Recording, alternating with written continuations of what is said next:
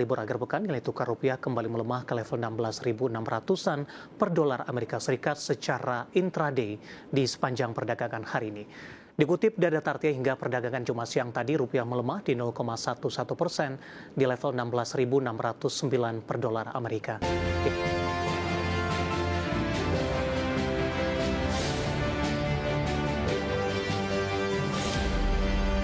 Beralih ke informasi indikator perdagangan lainnya, pemirsa, jelang libur akhir pekan, nilai tukar rupiah kembali melemah ke level 16.600-an per dolar Amerika Serikat secara intraday di sepanjang perdagangan hari ini. Dikutip data Tartia hingga perdagangan Jumat siang tadi, rupiah melemah di 0,11% di level 16.609 per dolar Amerika. Di mana sebelumnya rupiah dibuka melemah di 0,12% di level 16.600 rupiah per dolar Amerika. Sementara indeks dolar Amerika di Jumat pagi menguat di 0,01% di level 97,85, di mana posisi ini melanjutkan penguatan di perdagangan Kamis di 97,84 atau menguat di 0,14%. Indeks dolar kembali menguat setelah 4 hari beruntun tertekan akibat penutupan pemerintahan Amerika Serikat. Selain itu, ekspektasi pasar terhadap arah kebijakan moneter The Fed turut mempengaruhi. Berdasarkan CME Fed Watch Tool, pelaku pasar melihat probabilitas hampir pasti 10% The Fed akan kembali memangkas suku bunga 25 basis point di pertemuan Oktober dan kemungkinan tambahan pemangkasan di Desember.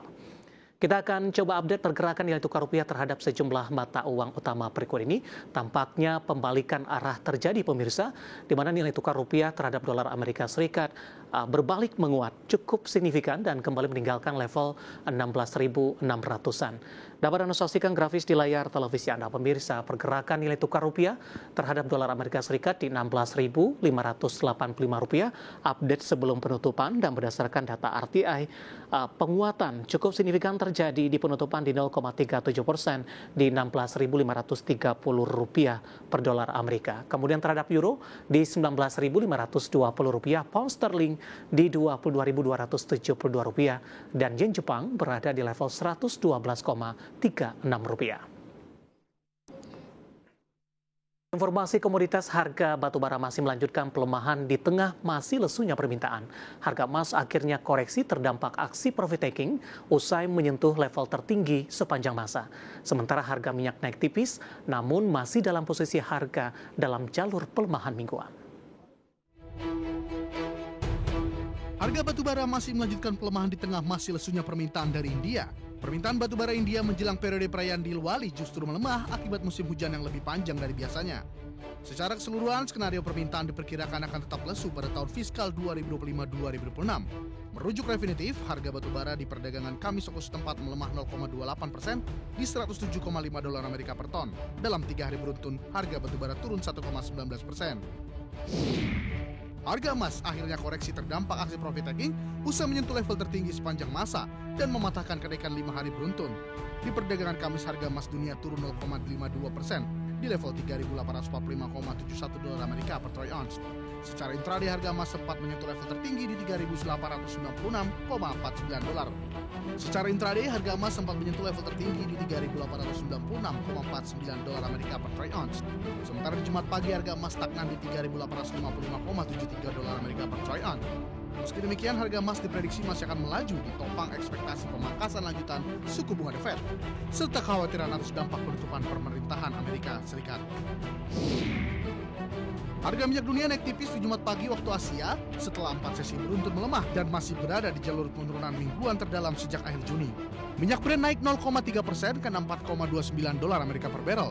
Minyak mentah WTI Amerika Serikat menguat 0,3% di 60,67 dolar Amerika per barrel. Secara mingguan, Brent sudah merosot 8,3% dan WTI anjlok 7,6%. Sumber Reuters menyebutkan jika OPEC Plus umumkan tambah 500.000 barrel per hari akhir pekan ini, kemungkinan besar akan menekan harga minyak level terendah tahun ini. Berbagai sumber IDX Channel. Dan selanjutnya mari kita lihat update pergerakan harga komoditas yang dihimpun oleh tim redaksi kami sampai dengan sore hari ini waktu Indonesia Barat. Dapat Anda saksikan grafis di layar televisi Anda, pemirsa, di mana minyak WTI menguat di 0,94% di level 61,05 dolar Amerika per barrel. Nikel menguat di 0,42% di 15.362 dolar Amerika per metrik ton.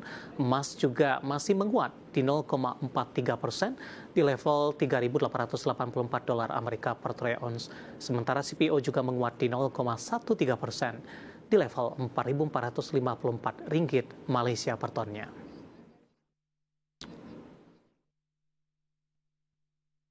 Dan selanjutnya mari kita coba simak beberapa sentimen yang berkembang di sepanjang perdagangan hari ini yang diproyeksikan akan mempengaruhi pergerakan indeks harga saham gabungan dan informasi-informasi yang sudah berhasil dihimpun oleh tim redaksi kami. Dan kali ini tampaknya didominasi oleh sentimen internasional pemirsa. Dan informasinya apa saja? Mari kita coba simak rangkuman berikut ini. Gedung Putih memperingatkan bahwa pemutusan hubungan kerja atau PHK massal terhadap pegawai federal Amerika Serikat akan segera terjadi seiring dengan penutupan pemerintahan yang memasuki hari kedua. Dalam konferensi pers di Gedung Putih, Wakil Presiden J.D. Vance bersama Sekretaris Pers Caroline Leavitt menuding Partai Demokrat memainkan permainan politik dan meminta segera kembali membuka pemerintahan.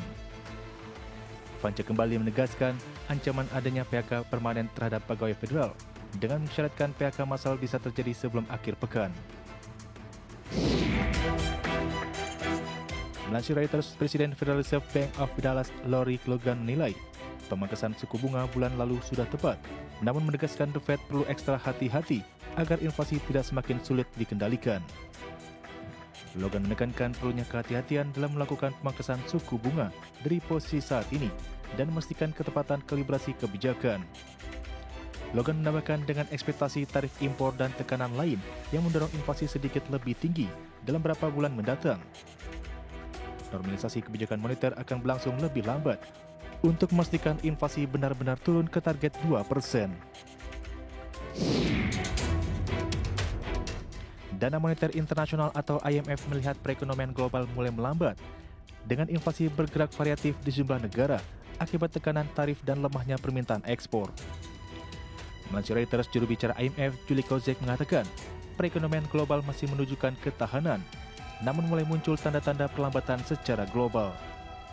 Sementara dampak tarif terhadap kenaikan harga di Amerika Serikat mendorong inflasi inti dan inflasi umum tercatat naik lebih cepat di Inggris, Australia, dan India. Namun tekanan inflasi di Cina dan sejumlah negara Asia lainnya relatif rendah karena tarif menekan permintaan terhadap ekspor. Dari Asia, menurut survei swasta yang dirilis Indeks Manajer Pembelian atau PMI, jasa Jepang versi S&P Global naik tipis jadi 53,3 di September dari 53,1 di Agustus. Angka ini melampaui estimasi awal sebesar 53,0 dan mencatatkan ekspansi selama 11 bulan berturut-turut di atas level 50,0. Ekspansi tersebut didorong kenaikan berkelanjutan pada pesanan baru terutama dari klien domestik. Kondisi ini berbanding terbalik dengan kinerja sektor manufaktur yang masih menyusut. Secara keseluruhan, S&P Global mengatakan pertumbuhan ekonomi Jepang masih bergantung pada permintaan domestik. Berbagai sumber untuk ID Action.